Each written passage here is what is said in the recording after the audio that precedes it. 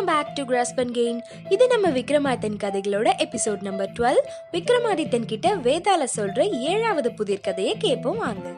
சோபாவதி என்னும் ஒரு நாட்டை சூத்ரகன் ஒரு அரசர் ஆட்சி செய்து வந்தாரு. வீரமும் நற்குணங்களும் நிறைந்த நம்ம ராஜாக்கு தகுதியுடைய வீரர்கள் யாராவது அரசவையில வேலை கேட்டு வந்தா உடனே வேலை போட்டு கொடுக்கறது ரொம்ப பிடிக்கும். அப்போ ஒரு நாள் வீரவரன் ஒருத்தவன் ராஜா கிட்ட வேலை கேட்டு வரான். அவன் பேருக்கு ஏத்த போலவே நல்ல வீரமானவன்றத தெரிஞ்சு ராஜா அவனுக்கு அரண்மனை மாளிகையை காவல் காக்குற வேலையை கொடுத்துறாரு. அவனும் வேலைக்கு சேர்ந்ததும் ஒரு நாளைக்கு 500 பொற்காசுகளை தினப்படி சம்பளமா தர சொல்லி ராஜா கிட்ட கேட்டுக்கிறான். ராஜாவும் ஒத்துக்கிறாரு. ஆனாலும் குடும்ப பாரம் அதிகம் இல்லாத அவனுக்கு அவ்வளோ பணம் எதுக்கு தேவைப்படுது, அதை அவன் நல்ல வழியில செலவு பண்றானா இல்ல கெட்ட வழியில செலவு பண்றானா அப்படின்னு தெரிஞ்சுக்கணும்னு நினைச்ச ராஜா வீரர்களை அவனை கண்காணிக்கும்படி சொல்றாரு. முதல் நாள் வேலை செஞ்சு சம்பளம் வாங்கிட்டு வீட்டுக்கு கிளம்பின வீரவரனை பின்தொடர்ந்து வீரர்களும் பின்னாடியே போறாங்க. நேரா வீட்டுக்கு போன வீரவரன் தன்னுடைய மனைவி தர்மவதியையும் மகன் சத்வவரனையும் பார்த்து தனக்கு வேலை கிடைச்ச விஷயத்த சந்தோஷமா சொல்லிட்டு குடும்ப செலவுக்காக 200 பொற்காசுகளை கொடுத்துறான். அதுக்கப்புறமா ஒரு 100 பொற்காசுகளை கோயில் பூஜை விஷயங்களுக்கு கொடுத்துட்டு மீதி உள்ள 200 பொற்காசுகளை ஏழைகளுக்கு தான தர்மமா செஞ்சிடறான். இதை தொடர்ந்து சில நாட்களுக்கு கவனிச்ச வீரர்களும் ராஜா கிட்ட போயிட்டு விஷயத்த சொல்றாங்க. இதை கேட்ட ராஜாக்கு ரொம்பவே சந்தோஷமாயிடுச்சு. சரி, அவன் வீரம் மட்டும் இல்லாம பொறுப்பானவன் நல்லவன் அப்படின்னு தெரிஞ்சுக்கிட்ட ராஜா இனிமேல் அவனை கண்காணிக்க வேண்டாம் அப்படின்னு சொல்லிடுறாரு. வீரவரனும் நாள் தவறாம மாளிகையை காவல் காக்குற வேலையை தொடர்ந்து செஞ்சுட்டு இருக்கான்.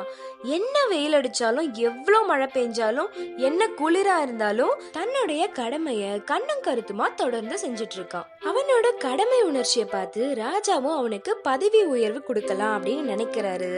அந்த நேரத்துல வேற ஒரு விஷயம் ராஜாவோட கவனத்தை திசை திருப்புது. என்னன்னா, அந்த ராத்திரி வேலையிலயும் ஒரு பெண் அழற குரல் ராஜாவுக்கு கேக்குது. அது யாரு என்னன்னு விசாரிச்சு அவளை இங்க அழைச்சிட்டு வா அப்படின்னு ராஜா சொல்றாரு. அந்த நேரம் பார்த்து நல்லா ஜோன்னு மழை பெய்யுது, இட்டியும் மின்னலுமா இருக்கு. ஆனாலும் இது எதையுமே பொருட்படுத்தாம வீரவரன் கிளம்பிட்டான்.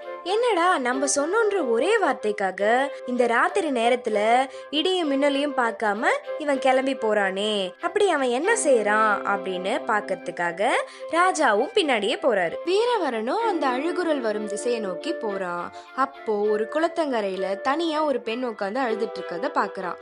அவகிட்ட போயிட்டு, யாருமா நீ, எதுக்கு இந்த ராத்திரியில இங்க உட்காந்து அழுதுட்டு இருக்க அப்படின்னு கேட்கக்குள்ள, நான் சூத்ரக மன்னனாலும் இந்த நாட்டை காக்குற தேவதை, இன்னும் 3 நாள்ல அரசன் உயிருக்கு ஆபத்து இருக்கு, அதை நினைச்சுதான் அழுதுட்டு இருக்கேன் அப்படின்னு சொல்றாங்க. இதை கேட்ட வீரவரன் பதறி போய், ஐயோ தாயே, இதை தடுக்க ஏதாவது வழி இருக்கா, இதுக்கு ஏதாவது பரிகாரம் இருந்தா சொல்லுங்க அப்படின்னு கேக்குறான்.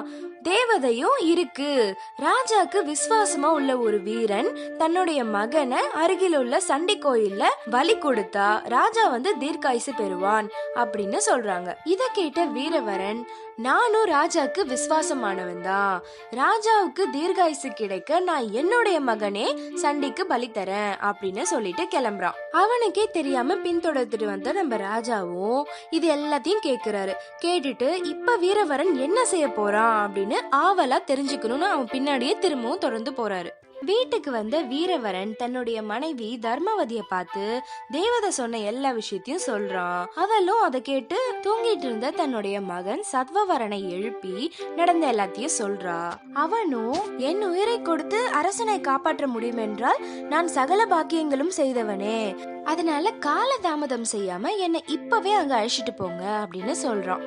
இதையெல்லாம் பார்த்த ராஜா ஒருவருக்கொருவர் சளைக்காமல் தன் உயிரை காப்பதற்காக இவ்வளவு மன உறுதியோட இருக்கிறாங்களே அப்படின்னு பார்த்து ஆச்சரியப்பட்டு அவங்கள பின்தொடர்ந்துட்டே கோயில் வரைக்கும் போறாரு. கோயிலை அடைந்ததும் வீரவரனின் மகன் சத்வவரன் சண்டி தேவி சன்னதிக்கு முன்னாடி போய், நான் என்ன பலி கொடுத்துக்கிறேன், எங்க நாட்டு ராஜாவுக்கு நீ தீர்க்காயுச கொடு அப்படின்னு சொல்லிட்டு ஒரு கத்தி எடுத்து தன்னோட கழுத்தை தானே வெட்டி பலி கொடுத்துக்கிறான். அதுக்கப்புறம் ஒரு குரல் கேக்குது, வீரவரா, நீ செய்த இந்த தியாகத்தால் உன் நாட்டு மன்னன் தீர்காயுளை பெறுவான் அப்படின்னு சொல்லிட்டு அந்த குரல் மறைஞ்சிடுது. அதுக்கப்புறம் வீரவரனின் மனைவி தர்மவதி அவனை பார்த்து, அரசனுக்கு செய்ய வேண்டிய கடமையை நம்ம செய்து விட்டோம், ஆனால் என் மகனை பிரிந்து என்னால் இருக்க முடியாது அப்படின்னு சொல்லி அந்த கத்தி எடுத்து அவளும் தன்னை பலி கொடுத்துக்கிறா. தன் மனைவி சொன்னதை சரின்னு உணர்ந்த வீரவரனும் அரசனுக்கு தீர்காயுசு கிடைத்தது, நம்மளோட கடமையும் முடிஞ்சுது, இதுக்கப்புறம் நம்ம குடும்பம் இல்லாம நம்ம மட்டும் இப்படி தனியா இருக்கிறது நினைச்சு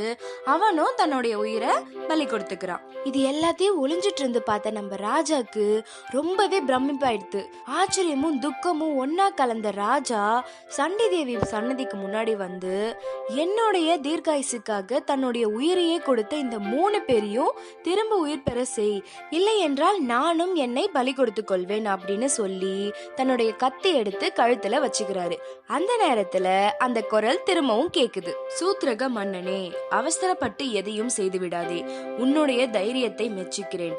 வீரவரனும் அவனுடைய குடும்பமும் மறுபடியும் உயிர் பெற்று எழுவார்கள் அப்படின்னு சொல்லி அந்த குரல் மறைஞ்சிடுது. அதே போலவே அவங்க 3 பேரும் திரும்பவும் உயிர் பெற்று எழுந்துடுறாங்க.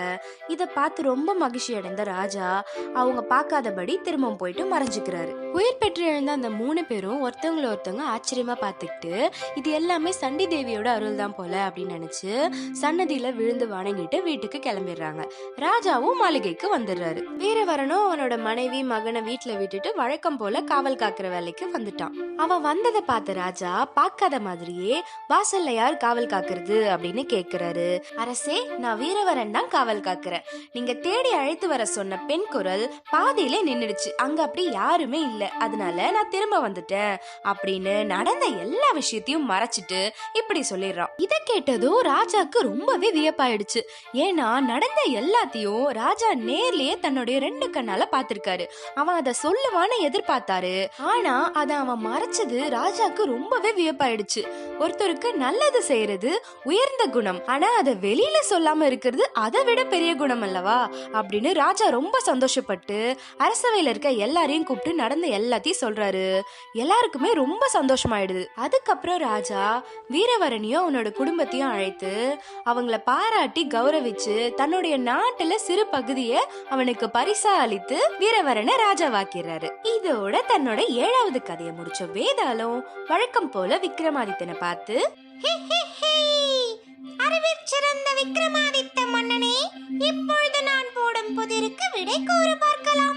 இக்கதையில் ராஜாவின் உயிரை காப்பாற்ற ராஜாவின் விசுவாசியான வீரவரன் செய்த தியாக செயல் உயர்ந்ததா, இல்லை தான் பெற்ற மகனையே பலி கொடுக்க துணிந்த வீரவரனின் மனைவி தர்மவதியின் செயல் உயர்ந்ததா, அல்லது சிறு பிள்ளையாக இருந்தாலும் ராஜாவின் உயிரை காப்பாற்றுவதற்காக தன் உயிரையே பலி கொடுத்து கொண்ட வீரவரனின் மகன் சத்வவரனின் செயல் உயர்ந்ததா? சொல் பார்க்கலாம். இப்போதற்கான விடையை நீ தெரிந்தும் கூறவில்லை என்றால் உன் தலை வெடித்து சுக்குநூறாகிவிடும். என்ன ஃப்ரெண்ட்ஸ், ரெடியா? வேதாளம் கேட்ட இந்த புதிர் கேள்விக்கான விடைய ஃபர்ஸ்ட் நீங்களே கெஸ் பண்ணுங்க. கெஸ் பண்ணிட்டு மறக்காம கமெண்ட் செக்ஷன்லயே போடுங்க. விக்ரமாதித்தன் சொன்ன பதில நம்ம 15 செகண்ட்க்கு அப்புறமா தெரிஞ்சுக்கலாம். And your countdown starts now.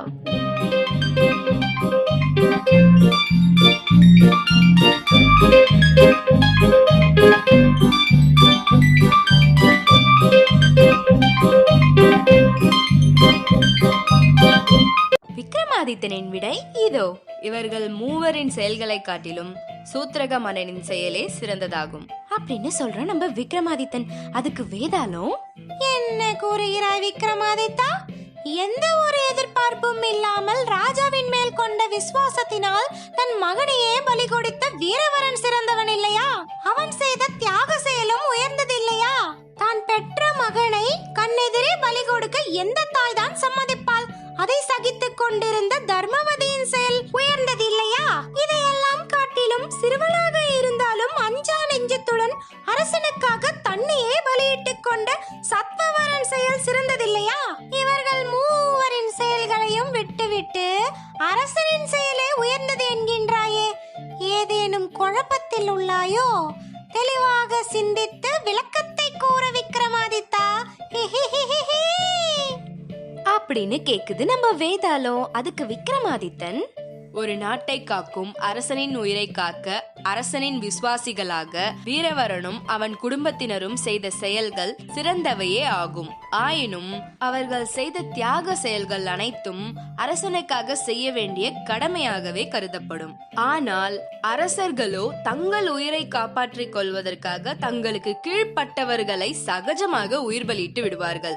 அவ்விதம் இல்லாமல் சூத்ரக மன்னன் தன் காவலாளியான வீரவரனையும் அவன் குடும்பத்தையும் காப்பாற்ற தன் உயிரையே கொடுக்க தயாராக இருந்தான். அதனால்தான் அவன் செய்த செயலே உயர்ந்ததாகும் என்று சொன்னேன் அப்படின்னு சொல்லி முடிக்கிறான் நம்ம விக்ரமாதித்தன். உடனே வேதாளம், நீ குழப்பத்தில் உள்ளாயோ என்றல்லவா நினைத்தேன். ஆனால் நீ தெளிவாகத்தான் உள்ளாய் என்பதை உன் விளக்கத்தை கொண்டே தெரிந்து கொண்டேன். சபாஷ் விக்ரமாதித்தா. இருந்தாலும் உன் மௌனம் கலைந்து விட்டதல்லவா. நான் சென்று வருகிறேன் அப்படின்னு சொல்லிட்டு மறுபடியும் போயிட்டு வழக்கம் போல முருங்கை மரத்துல ஏறிக்கிச்சு வேதாளம். வேதாளம் சொல்ற 8வது கதையை நம்ம அடுத்த எபிசோட்ல பார்க்கலாம். தொடர்ந்து விக்ரமாதித்தன் கதைகளை கேட்க எங்க சேனலை இன்னும் சப்ஸ்கிரைப் பண்ணாதவங்க சப்ஸ்கிரைப் பண்ணிக்கோங்க. லைக், ஷேர் அண்ட் கமெண்ட்ஸ் மூலமா உங்களோட சப்போர்ட்டையும் எங்களுக்கு கொடுங்க. Bye friends.